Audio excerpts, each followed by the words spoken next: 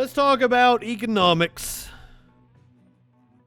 The CEO of JP Morgan warns of an economic hurricane. Jamie Dimon, who is a piece of shit, told investors on Wednesday to brace for an economic hurricane, pointing to the Fed and Russia's invasion of Ukraine. I said there's storm clouds, but I'm going to change that. It's a hurricane, Dimon said at a financial conference. That hurricane is right out there down the road coming our way, he added. We just don't know if it's a minor one or Superstorm Sandy. You have to brace yourself. Banker said on a conference call in April that the U.S. was facing storm clouds on the horizon.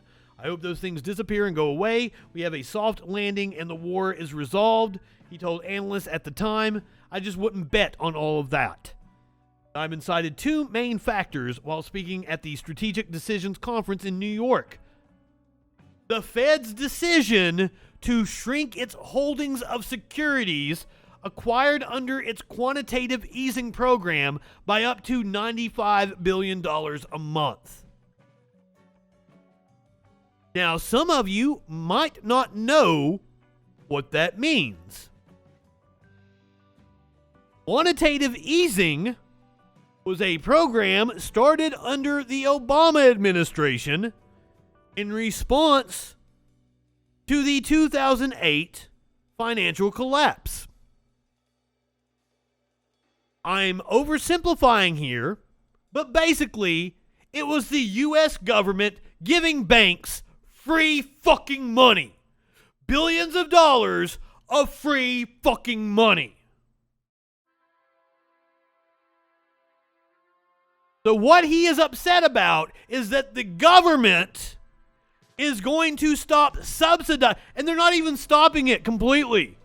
They're just easing it back. They're not going to give the banks as much money. Fuck me. Rugged capitalism for all of us plebes out here, but these motherfuckers, they have the support of the government. It is a scam. It is a scam. And these banks just take and take and take from us. And if you want to know what quantitative easing is, Frontline, PBS's Frontline, did a fantastic, I think it's a 2-part documentary. So it's like 4 fucking hours long on quantitative easing and why we haven't stopped it. And why every time the Fed wants to raise interest rates and pull back on quantitative easing, people like Jamie Dimon like, oh no, we want our free ride. We want to mooch off the government some more. These right-wing assholes want to talk about like people mooching off welfare and shit. You want to talk about welfare queens? Jamie Dimon is a welfare queen.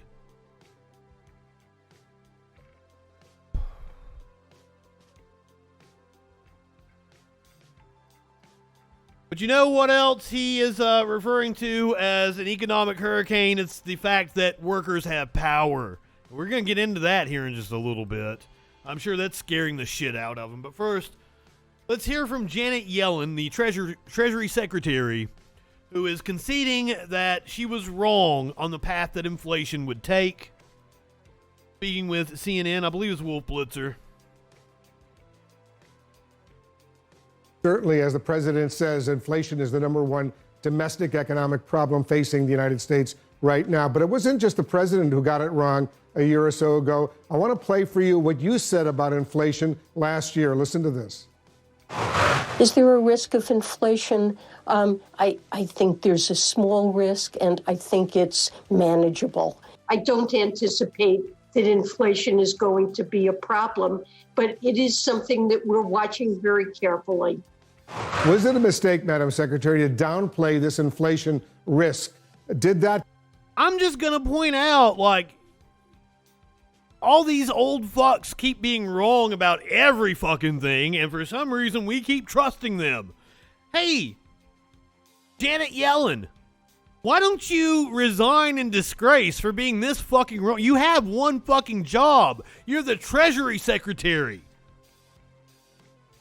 Knowing how this shit works is your job. Contribute to the problems we're all seeing right now? Well, look, I think I was wrong then about the path that inflation would take.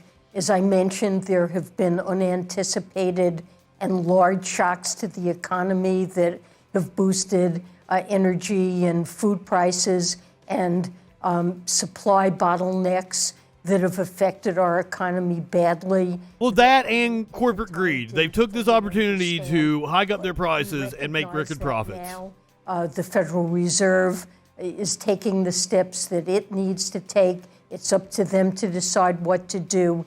And for our part, President Biden is focused on supplementing what the Fed does with actions we can take to lower the cost the Fed. Americans face for important expenditures they have in their budgets. Prescription drugs is one example. Healthcare costs, another example. If only there was something we could do to bring down healthcare costs and provide coverage to everyone, huh? Some of the proposals to boost the use of non-renewables, I think that can serve to... Honestly, Ida, none of these motherfuckers know jack about anything. Households face. He realizes, we all realize... I was very unlucky in the fact that my very, very, very first college class, way back when I was 18, was an economics class. And the very, very, very, very first lesson that the professor gave was he came in and he said, here's why you want to legalize all drugs. And he made a very compelling argument. From that point on, I thought economists knew what they were talking about.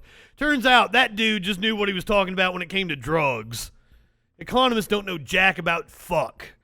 What an important and huge burden inflation is placing on American households. We've all seen the gas prices explode over the past year here in the United States, and which is a real problem, obviously, for so many.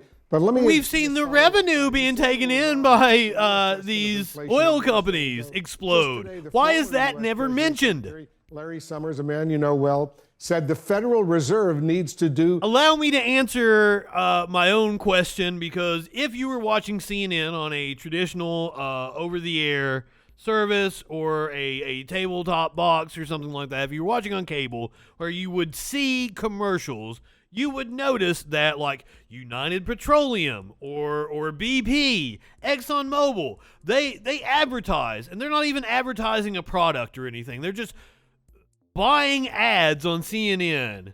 Like, ExxonMobil is committed to green energy in the future, blah, blah, blah. They're just buying that so CNN won't actually call out the oil companies so that they have some editorial control over the news that CNN covers. Some, quote, considerable soul searching right now about how badly they missed the gravity of the inflation problem. Is Larry Summers right? Look, I'm not... Larry Summers has never been right about anything. Ever. Larry Summers should be in a jail cell somewhere. I would that the Fed has the tools to bring inflation down, and that's his focus. You know, the Fed has a dual mandate. The economy is, I think it's fair to say, operating at full employment with the strongest job market in generations. Inflation's too high, and it's got to be brought down. Is it going to get worse in the short term? Well, yes. Core inflation has come down. It's still too high, but in recent reports, we've seen it move down, and that's an encouraging sign. But oil prices are high. Guy comment, I will take that into consideration. To wage war against Ukraine.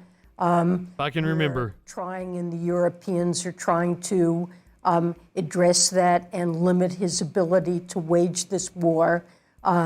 There can be impacts on energy and food prices that, we can do everything we can domestically to control. The president has authorized historic releases of oil from the Strategic Petroleum Reserve, but we can't rule out further shocks. So that means it's coming. Expect an economic crash Happened right soon. here on CNN. Treasury Secretary Janet Yellen. Shut up. Once again, we're still in a strong job market, as she said. That's why you're seeing shit like this happen. Amazon workers walk out on the job at a warehouse in Belmar and Camden County. On strike for higher wages. It was part of a day-long walkout at a warehouse in Belmar, Camden County. Oh, this is in New Jersey? Workers say Amazon plans to close this facility, and while Amazon is offering them shifts at other warehouses, those are not as close as this one to their homes. They're also concerned that veteran workers will be forced out and that newer employees can't keep up with the work. Amazon sent a statement to CBS saying the other facilities will offer better amenities for their employees. That's why you need a union. Can't just fire somebody willy-nilly if they're union. That's why we need worker co-ops, to be honest with you. Because worker co-ops don't fire their employees. You don't just shut down a plant and lay everybody off with a worker co-op. Worker co-ops never move their operations overseas. So good on you. I'm glad you guys walked out. Talk about how Amazon and Starbucks workers are upending the organizing rules. Workers are leading. Unions should support them or get out of the way. Workers are reaching out to our union in unprecedented numbers, said Alan Hansen, organizing director for United Food and Commercial Workers Local 400 in Washington, D.C., and they're coming to us in a way I've never seen. Checklist that staff organizers have: get a list, identify leaders, make sure the organizing committee is diverse and represents all departments and classifications. These workers are coming to us, and they have already done all of that. I haven't had 4 successful worker-generated organizing campaigns in my entire career, and we just had 4 in 4 months. At one of those shops, Union Kitchen, a DC-based grocery store, workers went on a 3-day strike before their union was even certified, a level of militancy that seemed all but extinct but has now begun reappearing in nascent organizing campaigns. After the strike and before the election, 4 Union Kitchen activists were fired. Hansen says a scorched earth union-busting tactic that is usually the death knell for a certification vote, but workers voted overwhelmingly for their union anyway. Getting fired during a union organizing campaign isn't having the same impact it had in the past, Hansen said. Most of these workers are moving from one shitty job to another anyway, so they figure that they might as well organize to make them better while they are there. Union Kitchen workers are just one small part of a much larger organizing wave that is being spurred on by workers all across the country, including at Starbucks, Dollar General, Verizon retail stores, Trader Joe's, and Apple retail stores. According to the National Labor Relations Board, union elections were up 57% the first half of 2022. Speaking of union-busting tactics, UAW is accusing GM of denying access to organized workers. The United Auto Workers Union is accusing a new General Motors joint venture of denying access to workers to conduct a preliminary organizing vote. GM leaders said in announcing the plant in 2019 that any organizing at such joint venture facilities would be up to workers to vote on. United Auto Workers Union is accusing a new General Motors joint venture of denying access to workers to conduct a preliminary organizing vote. UAW Vice President Terry Ditz, in a letter to union leaders on Tuesday obtained by CNBC, said leaders of the joint venture between GM and LG Energy Solutions,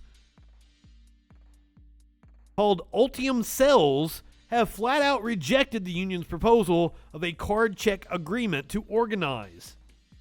Ditz said the agreement would allow union officials into the joint venture's battery plant in Ohio to collect organizing cards as one of the first steps to establishing UAW representation at the facility.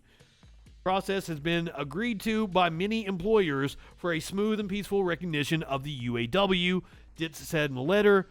Ultium flat out rejected those simple basic features of a card check recognition we proposed. UAW did not immediately respond for comment. GM referred questions to an Ultium spokesperson. I thought Ultium is where you went to buy fucking makeup or some shit. Confirmed the company has talked with the UAW about the process, but no agreement has been reached.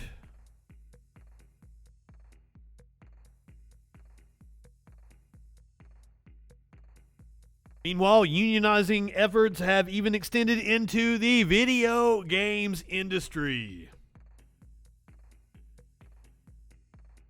Drake, I'm sorry. I'm not doing streams the way other people are doing streams, right? So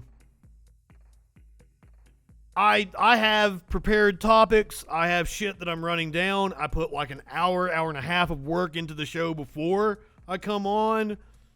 I do like another hour or so afterwards, clipping the show and shit. If you want me to do longer streams, make this my full-time job. Help me get bigger. I would love to devote all of my work hours to doing this instead of making corporate training videos, doing like fucking YouTube top 10 videos. God damn. I did voiceovers for like 3 of those today. A little sample. 10 next level home automation ideas to have in 2022. Today you will learn of 10 automation ideas you can use at home from a couple. So, like, help me devote more of my time to doing this shit and not doing podcast editing, fucking social media videos for dentists. Oh shit. Drake, thank you for the resub. I will totally raid actual Jake.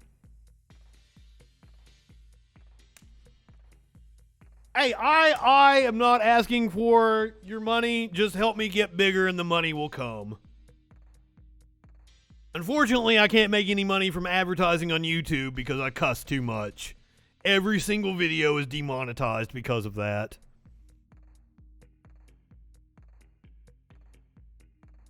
Thank you. Thank you, Drake. Peace and love to you as well. Video gaming got its first major union. Now what? Raven Software's vote to unionize its QA team is historic, but getting Activision Blizzard to actually listen will require a lot more work.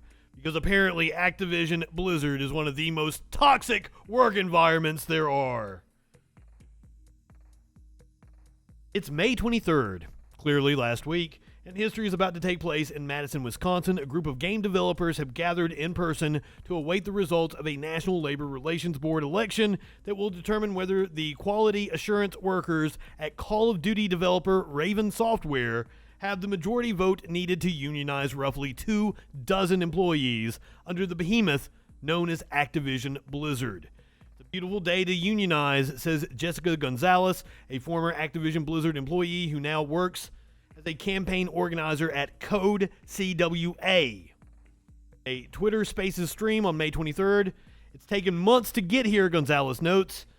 Now it's just minutes before they'll learn whether employee efforts have been successful. Boom! Someone yells in the background while Gonzalez announces the official verdict, 19 for and 3 against. We did it! We won our union. The window for Activision Blizzard to challenge those votes closed on May 31st.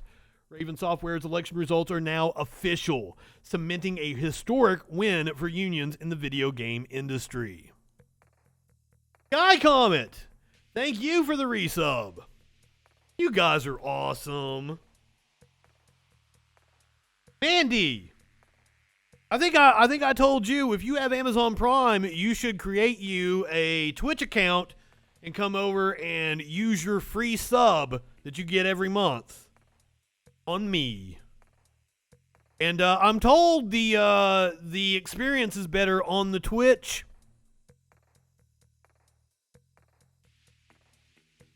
So maybe you might want to get cool emotes on Twitch too. Such as my Chris Dorner Appreciation Society. Somewhere, you have to go and you have to activate Prime Gaming on there, as I understand it. Drake, I do need to stop in and hang out with producer Dave more. Usually when you catch me, it's late at night after I've done all my other work. And usually I'm packing a bowl and I just pop on Dave, and then Dave's like, hey, Justin, you should jump on. And I'm like, you know what? I'll yell at some dumb fucks. Dustin, welcome. You're cool. I oversleep quite often. Many a times I oversleep this fucking show. I apologize in advance. Been a while since I've missed a show, so it's bound to happen here coming up soon. Oh, shit. Sometimes Twitch is incompatible with your internet in the boonies. Totally understand. But if you have Amazon Prime and you're not using the Prime Gaming, totally go give me your money. Because, like, it's not going to cost you anything, and it's just, like, funneling money from Bezos to me. And then I can bash Bezos here on his channel. Fuck you, Jeff Bezos, I say, on a Bezos-owned platform.